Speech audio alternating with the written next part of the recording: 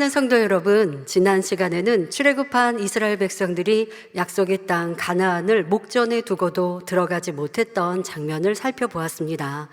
그들은 열재앙과 함께 홍해가 갈라지는 기막힌 역사를 보며 출애굽했고 이후로도 놀라운 권능을 끊임없이 체험했습니다.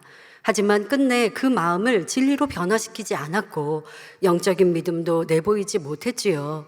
결국 하나님께서 주신 축복의 열매를 따지 못하고 광야로 되돌아가 40년씩이나 유리하는 삶을 살아야 했습니다.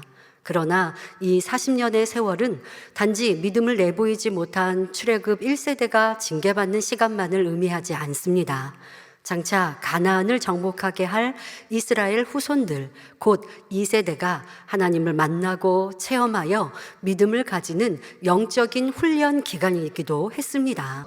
오늘부터는 적과 꿀이 흐르는 땅 가나안을 정복하는 과정이 본격적으로 시작됩니다. 말씀을 통해 나는 정녕 영적인 믿음을 가졌는지 다시 한번 점검하고 영적 장소로 나오기를 다짐하시기를 바랍니다. 그래서 하나님께서 가나안을 정복하라 명하실 때 누구보다 앞장서는 믿음의 장수들이 되시기를 주님의 이름으로 축원합니다. 이스라엘 백성들이 광야에서 유리하는 동안 애굽을 떠나왔던 1세대는 다 죽고 모세와 여호수아와 갈렙만이 2세대와 함께 살아남았지요. 그리고 이스라엘이 가나안에 들어갈 때가 가까워지자 모세는 백성들을 모아놓고 긴 설교를 시작합니다. 모세의 이 애끓는 고별 설교를 담고 있는 성경이 바로 구약 신명기입니다. 자, 그리고 이 신명기 전체의 당부의 핵심은 바로 계명을 지키라는 것입니다. 그 밖에도 신명기 곳곳에 수없이 반복된 말씀이 바로 하나님의 계명을 지키면 복을 받고 하나님의 계명을 버리면 저주가 임말이라는 내용입니다. 자, 그러나 오해하지는 마십시오. 이 말씀은 결코 백성들을 두렵게 하고 힘들게 하고자 남긴 것이 아닙니다. 신명기 10장 13절에 내가 오늘날 내 행복을 위하여 내게 명하는 여호와의 명령과 규례라 하신 대로 오직 백성들이 영원히 행복하게 살 수 있는 제일 좋은 길을 알려주고자 하신 것이지요. 여러분, 나라의 법을 지킬 때 나라와 경찰의 보호를 받을 수 있는 것처럼 하나님의 법을 지킬 때 하나님께 속함으로 하나님이 지켜주실 수가 있습니다. 그러나 하나님의 법을 지키지 않았을 때에는 원수마귀 사단에게 속함으로 원수마귀 사단이 자기 법대로 집행할 수 있는 것이지요. 하나님께서는 하나님의 형상을 따라 지음받은 사람들이 어둠 가운데 거하며 원수마귀의 밥이 되어 고난받는 것을 볼 때 너무나 안타까워하십니다. 그래서 성경 66권 말씀을 통해 범죄하지 말고 어둠에 거하지 말며 빛 가운데 행하여 지킴받으라고 거듭 강조하시는 것입니다. 모세 또한 하나님의 마음을 너무나 잘 알았기 때문에 사랑하는 이스라엘 백성들에게 계명을 지킬 것을 수없이 당부하는 것이지요. 성도 여러분, 하나님의 사람 모세는 가나안이 마주 보이는 요단 동편의 모압에서 마침내 파란만장한 120년의 삶을 마쳤습니다. 자, 물론 모세 자신의 믿음으로는 가나안에 들어가지 못할 리가 없습니다. 하지만 신명기 3장 26절에 여호와께서 너희의 연고로 즉 백성 때문에 내게 진노하셨다 하신 말씀과 같이 믿음 없는 출애굽 1세대의 지도자로서 책임을 지고 그 역시 모세 선지자 역시 가나안의 축복을 누리지 못했던 것입니다. 모세는 하나님께서 출애굽의 지도자로서의 사명을 주신 후 그 생을 마감하기까지 오직 하나님의 말씀에 순종했던 믿음의 사람이었습니다. 한 민족의 지도자가 된다는 것은 그만큼 많은 고뇌와 짐을 지고 가야 하기에 쉬운 일이 아닙니다. 그러나 모세는 한 번도 책임을 회피하거나 사명을 포기하지 않았습니다. 오직 하나님께 엎드려 자신의 힘으로는 어찌할 수 없음을 겸손히 아뢰며 어떠한 어려움이 와도 하나님을 믿는 믿음으로 난관을 헤치고 나갔던 것입니다. 이러한 마음 중심을 가졌기 때문에 하나님께서도 모세를 믿고 신뢰하심으로 많은 교통을 이루셨고 큰 권능의 역사들을 베풀어 주셨습니다. 하나님께서는 가나안 땅이 전부 내려다 보이는 요단 동편의 느보산에 오르게 하셨습니다.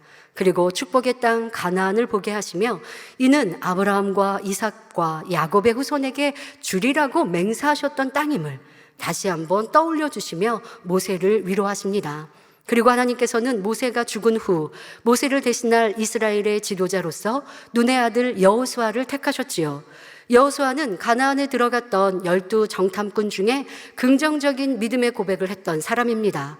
그리고 여호수아와 함께하는 이스라엘 백성들도 이전의 백성들과는 달랐습니다. 어려서부터 하나님의 말씀으로 양육받았고 무수한 권능의 역사들을 보았으며 40년간 광야에서 연단을 받아왔습니다. 또한 그 부모 세대가 왜 가나안에 들어가지 못하고 광야에서 고생했는지를 수없이 들어서 마음에 새겨왔지요.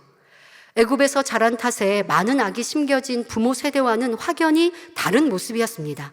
그들은 이제 하나님이 세우신 지도자 앞에 참된 믿음으로 온전히 순종할 만반의 준비를 마친 사람들이었습니다.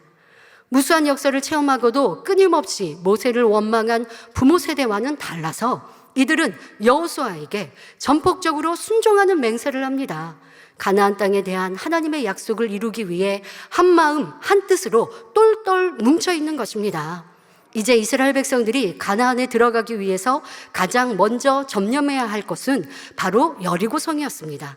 이때 여호수아는 믿음이 있다 해서 무턱대고 성으로 진군한 것이 아니라 2 사람의 정탐꾼을 뽑아 보냈습니다. 당시에 여리고성은 참으로 대단한 건축물이었습니다. 오늘날 학자들이 발굴해낸 여리고 성터의 흔적을 보면 과연 금성찰벽이라는 말을 들을 만했음을 알 수가 있지요. 자, 정탐꾼들이 이렇게 들어왔다는 소식을 들은 여리고 왕은 당연히 그들을 잡기 위해 군인들을 수색대를 보냅니다.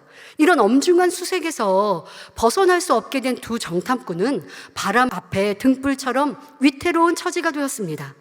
그러나 우리 하나님께서는 때때로 전혀 예상 밖의 사람으로부터 도움을 얻게 하시는 것을 볼 수가 있습니다. 정탐꾼들의 생명을 건져준 것은 지금 정탐꾼이 잠깐 묵고 있는 집의 주인이었는데 바로 라합이라는 기생이었습니다. 라합은 이방 여인이요 기생이라는 낮은 신분이었지만 정탐꾼들을 살려주었을 뿐 아니라 놀라운 믿음의 고백까지 합니다. 라합은 이방 여인이지만 심성이 고와서 하나님의 역사를 인정하는 것입니다. 홍해가 갈라졌고 전쟁에서 하나님이 함께하여 통쾌하게 승리하고 반석이 층이 물이 나오는 등 이런저런 소문을 들었을 때 오직 전지전능하신 하늘과 땅의 하나님만이 하실 수 있는 일임을 믿고 긍정하고 마음문을 연 것입니다. 그러면서 이스라엘이 지금 자신이 2 정탐꾼을 살려주는 것처럼 자신과 가족들의 생명도 지켜달라고 청하고 있습니다. 이로 인해 라합은 여리고성이 점령되고 성읍의 모든 사람들이 멸망당할 때도 자신과 가족들의 생명을 보존할 수 있었습니다. 더욱 놀라운 것은 이 라합이 후에 이스라엘 사람과 혼인하여 다윗 왕의 증조부인 보아스를 낳았다는 사실입니다.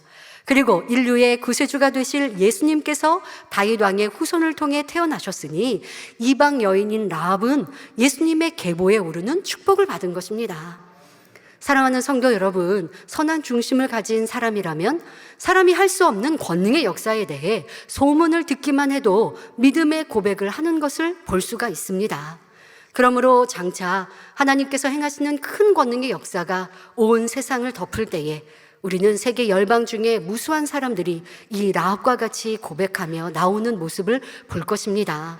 이방 여인 라합의 도움을 받아 위기를 모면한 정탐꾼들은 수색자들을 피하여 사흘 동안 숨었다가 요단을 건너 이스라엘 진으로 돌아갔습니다. 다시 여호수아를 만났을 때 이들은 무엇이라 고백했을까요? 2명의 정탐꾼은 자신들이 보고 들은 사정을 상세히 보고하기는 했지만 결코 두려움이나 부정적인 고백을 하지 않았습니다. 오직 믿음의 눈으로 바라본 결과를 고백하지요. 여호수아 2장 24절에 진실로 여호와께서 그 온 땅을 우리 손에 붙이셨으므로 그 땅의 모든 거민이 우리 앞에서 간담이 녹더이다 고백합니다. 정녕 하나님을 믿는다면 안 되는 것이 없고 불가능이 없으며 힘들지 않고 불통도 형통하게 될 수 있습니다. 사랑하는 성도님들은 어떤 상황에서도 오직 믿음의 말, 선한 말을 내심으로 주의 사람들에게 힘과 믿음을 심어줄 수 있기를 주님의 이름으로 부탁드립니다. 두 정탐꾼의 보고를 들은 여호수아는 다음 날 아침 일찍부터 이스라엘 백성들을 이끌고 여리고를 점령하기 위해 출발합니다.